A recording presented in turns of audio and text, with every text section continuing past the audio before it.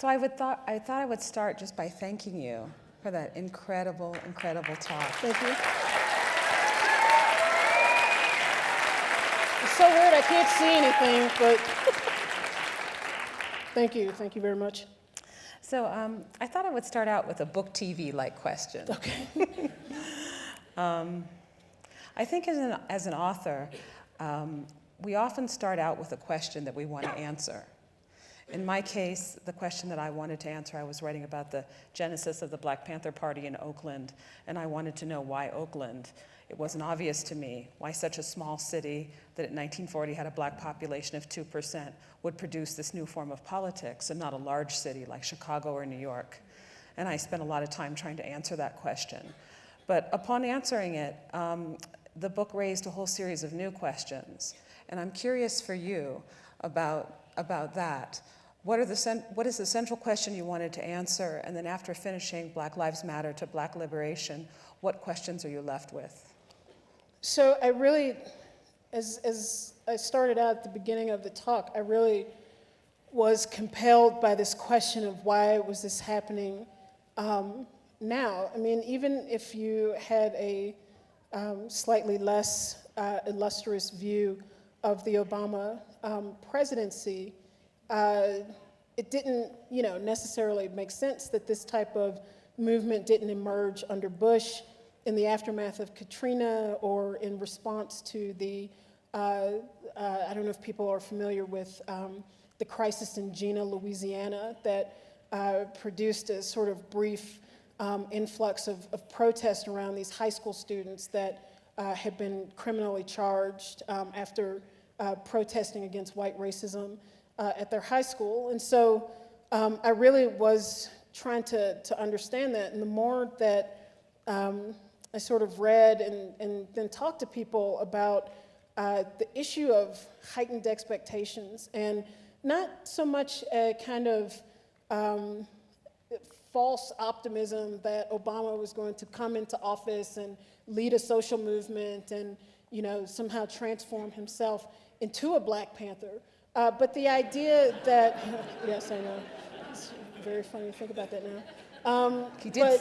But the idea that this would mark a break with the with things that happened in the very recent past, I think was very palatable, and it's easy to be cynical about that right now. But I remember very clearly being at Grant Park the night that Obama won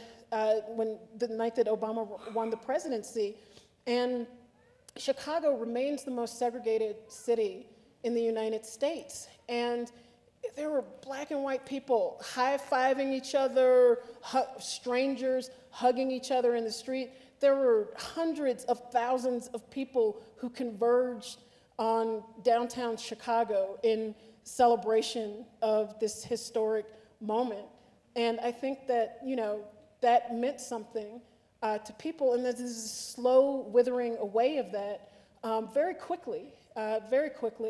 And so I think that became clearer to me when I first started writing. And I think the questions that I have now are probably more specific about the direction of the movement, the future of the movement. They're more specific to where things are going. But I really feel like I was able to get at some of the historical questions and some of the larger questions about the importance of Black struggle, which I think that King quote at the end there really captures. So.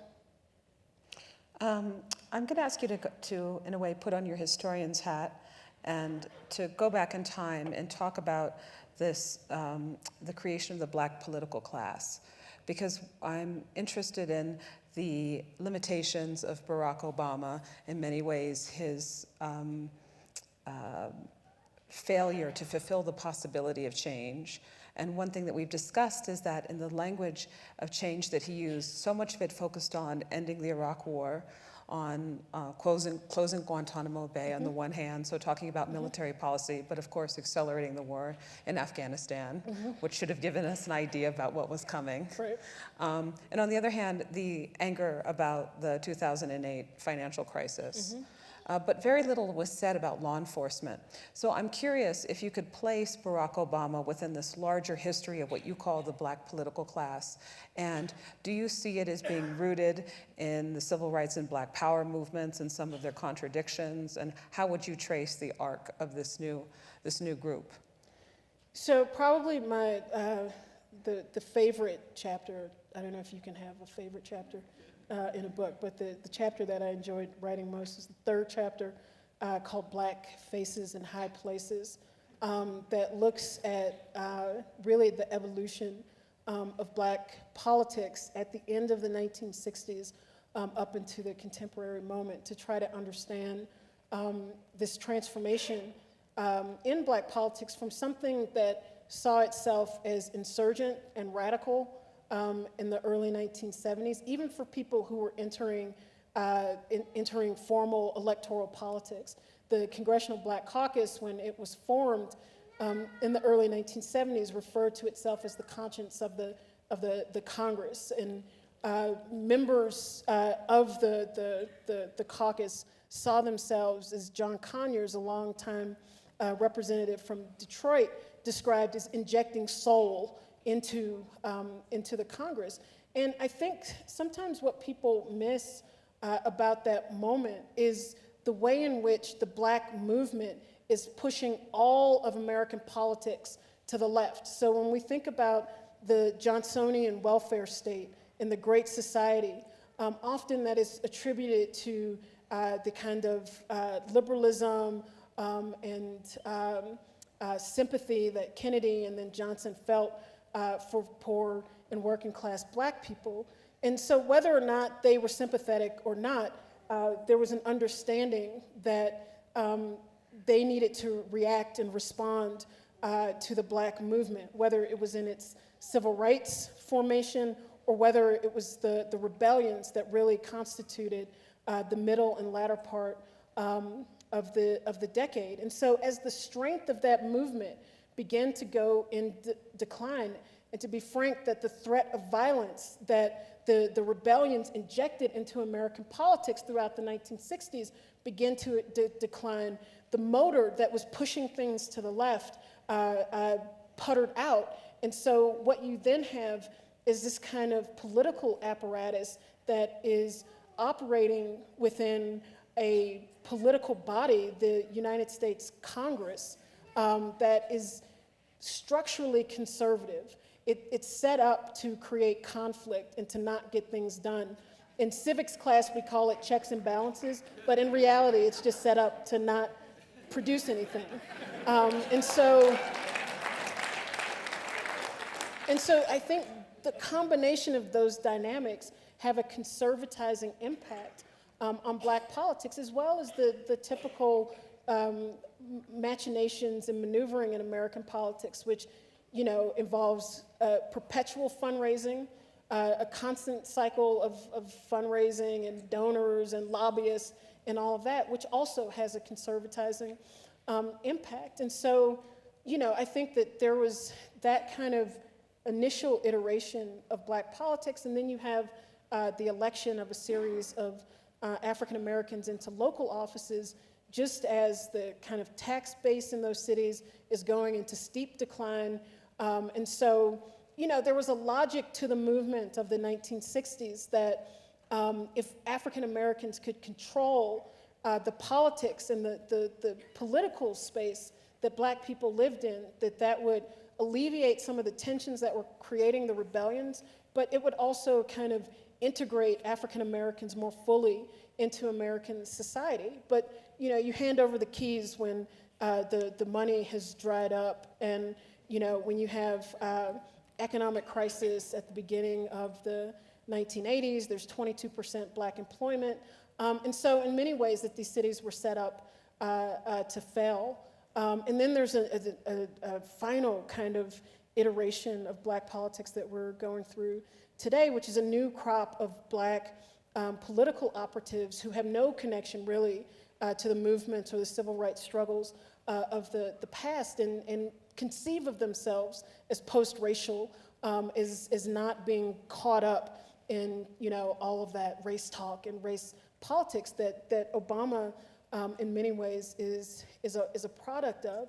In all three of these different stages, the question of what happens to ordinary Black people is left behind, and you can see the sort of gap between those who are governing, those who are sort of moving into a position of authority, of political elite status, are even more distant from the ordinary people who are responsible for putting them there.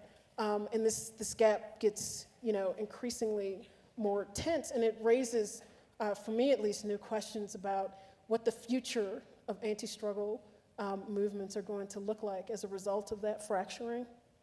And that's something I'd like to talk some more about later in this exchange. One thing that I'm struck by is in tracing back this history of the development of a Black political class to the civil rights, but especially to the Black Power movement in the 1960s, is the role that state repression played. So you had the radical organizations that were directly repressed, and a whole group of political prisoners that were created who were also shut out in many ways of institutions, shut out of the universities, and shut out of kind of the civic inclusion. Absolutely. While you have a portion of the movement that is incorporated into municipal, state, and electoral politics, so that this fracturing traces us back to how state violence affected the evolution of a Black political class. Because one thing that's very striking is Shirley Chisholm is directly allied with the Panthers and shows up and is a part of their food giveaways and their free breakfast programs. Barbara Lee is their intermediary between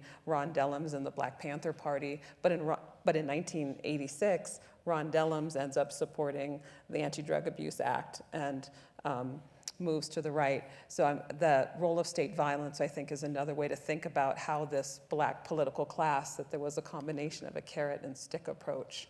Would you agree with that? Well, yeah. The carrot of political inclusion and possibility and access and social mobility, and the stick of political repression for the part of the movement that remained anti-capitalist and interested in broader-based anti-imperialist, and particularly in trying to change foreign policy. Yeah, I mean, I think it had an even more profound impact than what you just described, because the decapitation of the Black left by either the imprisonment of people or the outright murder of Black Panthers in particular really takes away much of the history and experience of radical Black politics out of the movement. And this is a recurring issue in American politics, so that, if you think more generally about like the 1930s and the kind of insurgent politics that lead to the creation of the New Deal state and the creation of welfare policies, social policies for the first time, that there is much of which, many of these demonstrations are led and organized by socialists and communists. And so there is a tremendous backlash in the form of McCarthyism that literally rips out the head and heart of that movement and decapitates or distances the new movement that develops in the 1960s from its inheritance, its political inheritance of the 1930s. And I think that there's a similar dynamic in looking at the attack on the Black movement in the late 1960s and into the 1970s, and the impact that has on the kind of movement that is developed today. So that in the sense, politically, there's always a kind of reinvention of the will, because the political history, experience, and politics of the previous generation has been destroyed. And so I think, that's one of the reasons why I wanted to write this book is to, and I was talking to people about this a couple of weeks ago at a conference, is that there is such a need to reconnect the emergent radicals of today with their history, that so many people are cut off from and don't even know, but to reconnect the movements of today with the past, either through people who still are living, and who are an incredible resource, but also through books and literature. I mean, it's obviously the importance of your book on the Black Panthers, because people can actually look at and engage with the politics and the debates of the time, which have an important consequence for what we're doing today. Like, we don't have to politically reinvent the wheel when these things exist, but we have to reconnect with them. I think the problem of historical erasure, both the physical repression of movements and incarceration, but the erasure of the history, the leaving out of textbooks, and also some of the hiring practices that took place. I think portions of the Red Scare continued well after McCarthy. Absolutely. And certainly many of the Black Panther Party and other radical organizations had difficulty getting jobs in community colleges and in the university, and I think that that's created a problem of transmission, and that's something that's very important to think about today, is building structures to transmit that history and create intergenerational dialogue. And that leads me perfectly into my next question, which is to talk in some more detail about different organizing models. Because one thing I'm struck by in thinking about what today we call the long civil rights movement, really stretching from the Popular Front through the mid-'60s, of the fight for nonviolent civil disobedience and the dismantling of legal segregation, followed by the Black Power movement, which focused on issues of housing, economics, and jobs, and the mass rebellions, which you've written about so beautifully and powerfully in your book. That's one of my favorite parts of your book, is the way that you really reinterpret and redefine the urban rebellions, and you remind all of us that hundreds of thousands of people participated in them, and that while the common discourse about urban rebellions is, why did they burn their own neighborhoods? Why does Newark look the way it does? Because they burned their own neighborhoods. But looked at, and from a broader point of view, the welfare and state service concessions really came from these mass forms of protest. And so I think that's a very, very important insight in your book. So I'm interested in comparing and contrasting the kinds of grassroots protests that we see, everything from direct action and nonviolent civil disobedience by particular organizations to the more spontaneous forms of urban rebellions, to the organizations that we see that are being formed today as part of the anti-state sanctioned violence movement. There have been major structural shifts in the economy. There is the problem of downward mobility, of the rising cost of higher education, and especially the kind of economic peril of young people. And whether talking about the anti-state sanctioned violence movement or Occupy, I think that some of those structural constraints have really shaped the nature of protest. And I'm wondering if you could talk about that. Yes. Well, I think the one thing about the Black rebellions of the 1960s, I mean, there's what I said previously, which is about the way that they're pushing all of American politics to the left, and I think that sometimes people don't quite understand the scale of them. So you have something like, over 500,000 African Americans who directly took part in these rebellions, which ranged anywhere from Birmingham in 1963 through an entire wave of rebellions that happened in the aftermath of the King assassination in 1968. But it's the same number, it's almost the same number of troops that were deployed to Vietnam. So we're not talking about an insignificant group of people. But at the same time, and rebellions are in some ways these kind of spontaneous uprisings, revolt against what people perceive to be an injustice. But at the same time, you have a proliferation of different types of organizing that is filtering throughout American society. So you have the formation of student organizations, you have the formation of labor organizations, groups like the Dodge Revolutionary Union movement, but many sort of radical working class organizations throughout different sectors of labor. And so there are countless examples I think you can point to in the 1960s that give you some sense of what it looks like when there's a kind of political awakening and people begin to understand the centrality of organizing beyond just protest. And so I think in some ways we've seen some type of that most recently. So, you know, from the rebellions in Ferguson to Baltimore on the one hand, but a proliferation of organizations that have formed to organize, I think, in a more sustained way around police violence.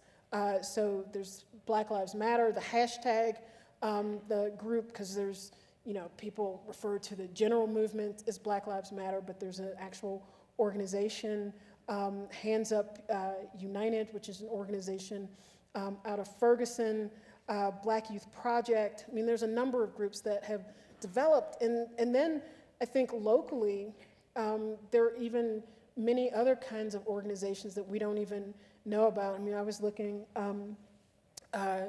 online yesterday, and there was an article about the new civil rights movement in Cincinnati. Like, who knew, you know? And that's what... Cincinnati needs a new civil rights movement. Yes, it needed an old one, and it needs a new one now. But I think what is important about that is that sometimes we can get hung up on what the most sort of known or popular groups are doing or not doing, and make assumptions about the entire health of the movement based on that. And what I think Baltimore and Ferguson did was open up the possibility for anyone to get active and for anyone to get involved in this. And so there's a whole number of groups and organizing on a local level to take on these things, which I think is really important.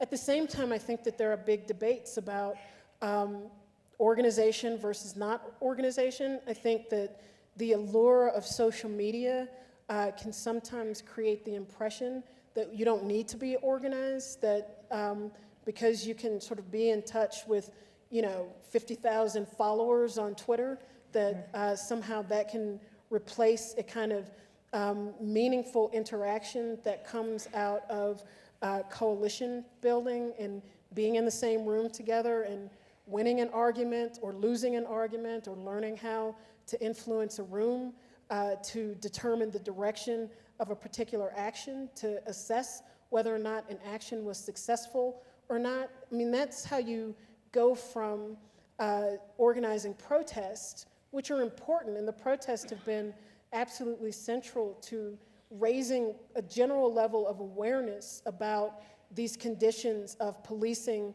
and the issues that are connected to that. But we also have to figure out how to move beyond the protest into actually transforming what can happen. Because I think that what I said at the end of the talk is important to take note of, that we've had great success in highlighting the systemic nature of police violence. But in the last several weeks and months, you've got a lot of these cops are getting off. The fact that Michael Slager, who shot Walter Scott 8 times while he's running away, actually made bail because the judge said he felt bad for him because he would be in jail, for 6 more months before his trial started, is an indication of the depth of what we are fighting against. And so to think that you're going to resolve that on Twitter or Facebook is naive. Like, we have to...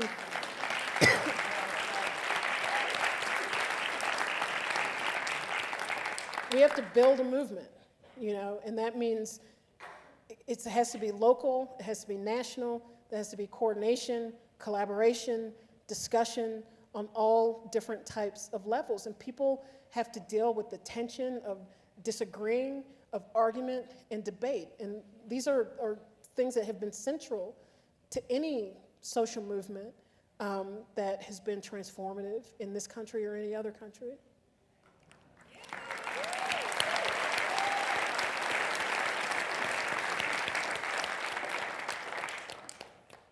We have about 1 minute left, but I have an urgent question that I want to ask you. One of the most powerful things about your book is the final chapter, which is really an argument about solidarity and how to build it. And so your book is not only a history and a synthesis about how to interpret why this movement is emerging when it is, but you also have really specific ideas about how to build a movement and how to build a broad movement, how to insert questions of economic justice and to build ties between groups to link these multiple forms of dissatisfaction. And I thought we might end tonight by talking about the real promise and power of solidarity. Yeah, I think that's critical because on a basic math level, Black people are 12% of the population here, and so in the United States. So the idea that you can have a Black-only movement into perpetuity, or that Black people can get free alone, doesn't compute. And so it means that solidarity becomes critical, but I also think that the way that we conceive of solidarity has to move beyond this kind of idea of allyship, that people should get involved in your struggle for altruistic reasons or because they feel bad for you or they feel sorry for you. But we have to understand how our fates are tied together. I mean, it means the popularization of the notion that there is a 99% and a 1% is incredibly important because it helps to illustrate the objective basis, I think, that we can argue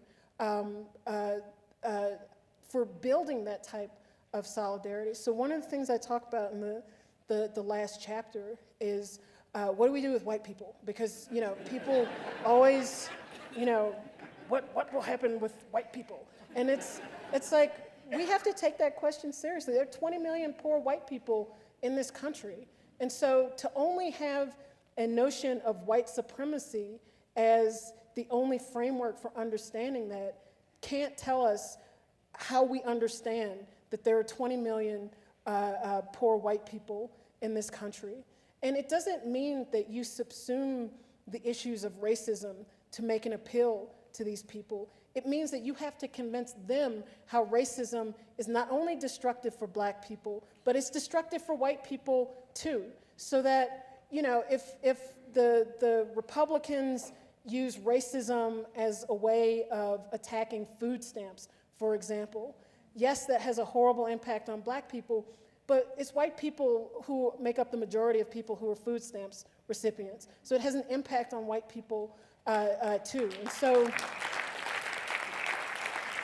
I think that we have to get concrete about what Black freedom and how to achieve that will look like, and that involves dealing with this question of ordinary white people. I think it involves reaching out to the undocumented, to the immigrant populations in this country, whether they're Latino, whether they're Muslims. Basically, our government, you know, has helped to kind of forge this kind of coalition through attacking everyone. And so, you know, as activists, we have to try to make those links and see how organic they are, and not just ask people to come and be involved in our movements for struggle on an altruistic basis. And I think that is part of how we open up the larger discussion about not just ending police violence and police terrorism, which is, you know, an important confining, has that kind of impact in Black people and other people's lives, but it opens up the broader question about what kind of society are we living in, and how can we get to a different one that doesn't rely on police to contain the problems and crises that are the product of this maldistribution of wealth and resources in this country.